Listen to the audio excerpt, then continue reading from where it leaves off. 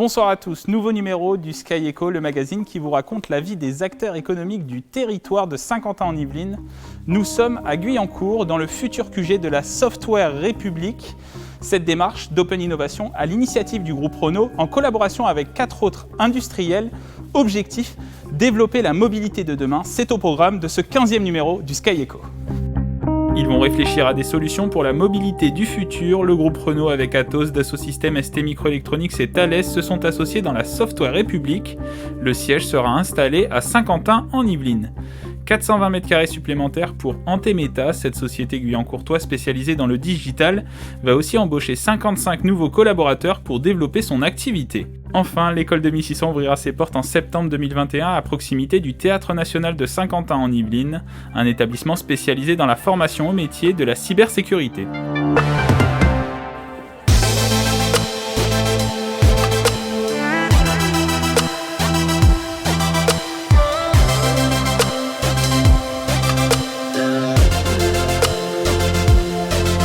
Le QG, il est sur le plateau de Saclay. Et sur le plateau de Saclay, il y a beaucoup d'entre nous qui sont présents.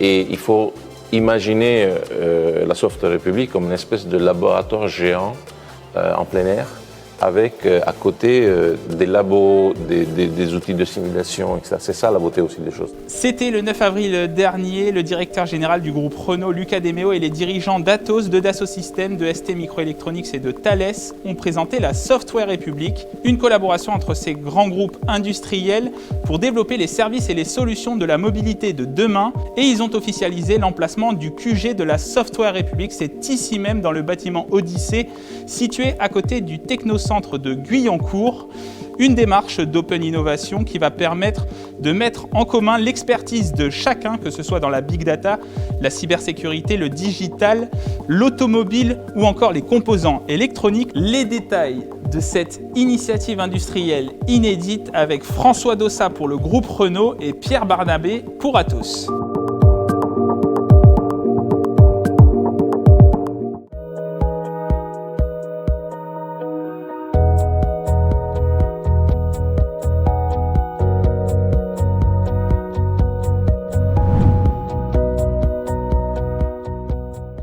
Software République est un groupe qui agrège les compétences très complémentaires de 5 grands acteurs.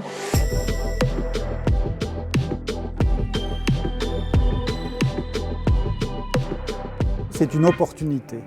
L'opportunité de travailler les logiciels qui vont être le cœur de la valeur future de la mobilité.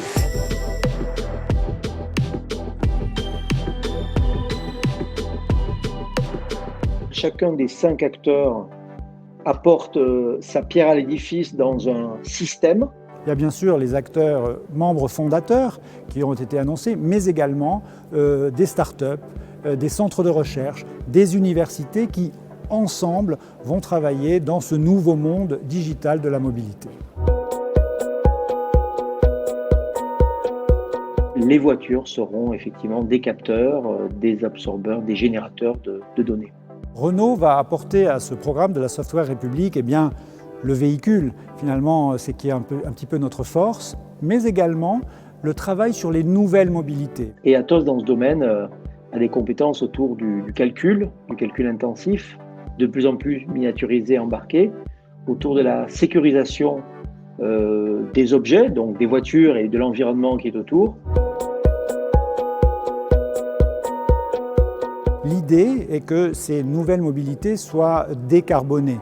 Aujourd'hui, ces émissions du haut transport représentent 23% des gaz à effet de serre et le travail de la Software République va nous pousser à descendre ce chiffre le plus bas possible. Que la voiture devient un objet digital et s'assurer que dans cet environnement informationnel, la voiture évolue de manière sécurisée.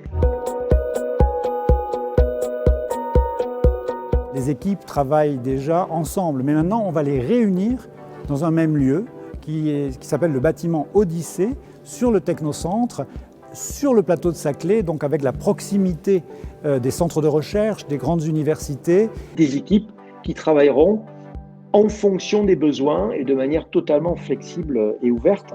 Et effectivement, on ira puiser dans les équipes des différents industriels participants. Et on sera tous ensemble. L'idée est de le faire ensemble, de travailler ensemble sur des projets clairement identifiés. Ça sera vraiment au fur et à mesure que les projets avanceront, que l'on mettra plus ou moins les équipes de manière très agile et flexible au service de Software République. Une école dédiée à la cybersécurité à Saint-Quentin en Yvelines. Son nom, l'école 2600. Elle ouvrira ses portes en septembre 2021. Et pour cette première année, elle accueillera une centaine d'apprenants qui seront formés au métier de la cybersécurité, un domaine en pleine croissance et qui a besoin de compétences. Les détails dans cette interview express d'Axel Dreyfus, le cofondateur de l'école 2600.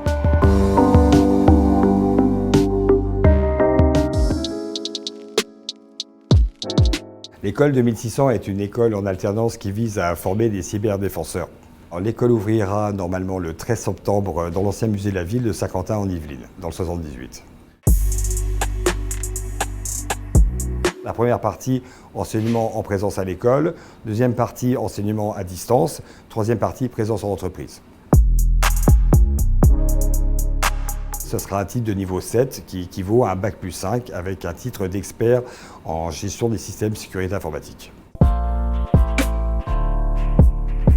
On estime qu'il faudra à horizon 2025 avoir 45 000 postes, dont 30 000 sont vacants. Partons maintenant à quelques centaines de mètres d'ici au sein de la société Antemeta, spécialisée dans la cybersécurité. Elle vient d'inaugurer ses nouveaux locaux, 420 mètres carrés dédiés à la cybersécurité et à la protection des données numériques. Et à la clé, une vague importante de recrutement.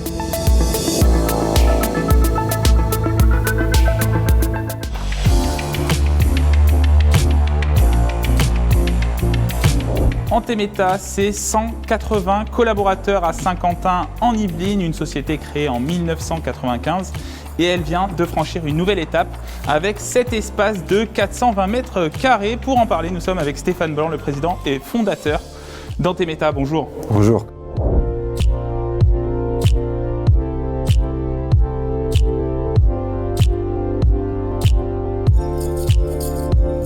Ça y est, on rentre dans une nouvelle phase de développement de la société.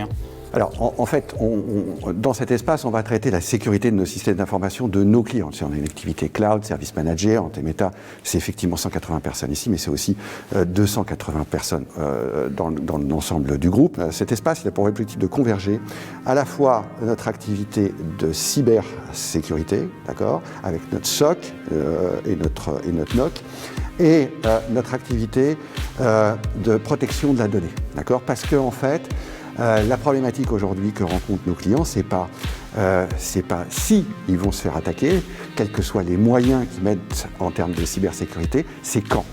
Et donc l'intérêt de converger la protection de la donnée et la cybersécurité, ça a tout son sens. Qu'est-ce qu'on retrouve comme espace? Quelles vont être les missions de chaque bureau, de chaque espace qu'on retrouve ici? Alors, tu as le NOC qui est derrière toi, bien évidemment ultra sécurisé. Tu as les espaces ici qui sont pour la production et l'exploitation de nos clouds, d'accord, ce qu'on appelle le SOC, d'accord, qui sont présents ici. On a aussi des espaces de coworking, puisque en fait, quand on accoste des clients ou quand on évolue le cloud de nos clients, il faut faire travailler ce qu'on appelle le build et le run, c'est-à-dire les équipes qui vont déployer, récupérer les infrastructures, récupérer les datas des clients et qui vont les rapatrier chez nous, d'accord. Il faut les faire travailler avec nos équipes qui gèrent notre propre cloud. C'est la convergence. Et puis c'est un théâtre de guerre aussi, parce qu'il y a une war zone. Il y a une war room, voilà, tu vois, war zone, war room. Effectivement, alors bien évidemment, t'évites, pour ma part, tu imagines en tant que patron de la boîte, moi je vais l'utiliser, mieux je vais me porter. La war room, c'est vraiment un espace qui peut être complètement obstrué, tant en termes de son que en termes visuels, parce qu'on est dans une situation extrêmement critique et qu'il faut travailler d'une façon extrêmement sereine. C'est en cas, pour préciser à nos téléspectateurs, c'est en cas de grosse attaque, une grosse crise sur un de vos clients, c'est là où vous allez contrer cette attaque qui a une ampleur quand même assez conséquente.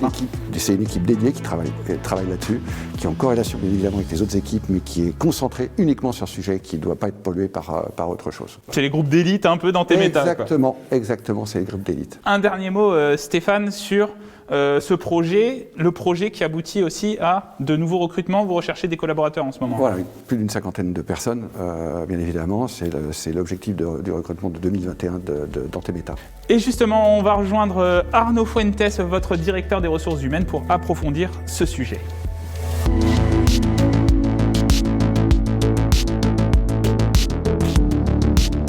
Et nous avons rejoint Arnaud Fuentes, le directeur des ressources humaines d'Antemeta. Bonjour. Bonjour Nicolas.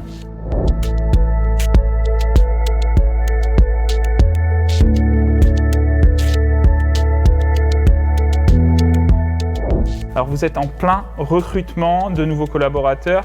Quel type de profil vous recherchez ? Effectivement, sur l'année 2021, nous recrutons 55 nouveaux collaborateurs. Il s'agit de profils juniors, confirmés et également seniors.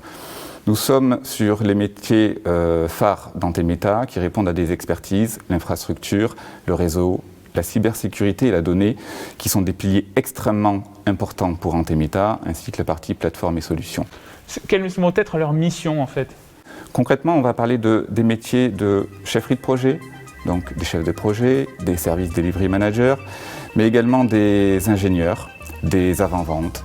En termes de politique de ressources humaines, ce que nous faisons, c'est que nous recrutons des jeunes qui sont en alternance, donc en formation au sein d'écoles, et qui se forment également chez nous, à nos métiers, à nos pratiques. Et ça nous permet ensuite d'embaucher ces jeunes et d'en faire les nouveaux talents d'Antemeta.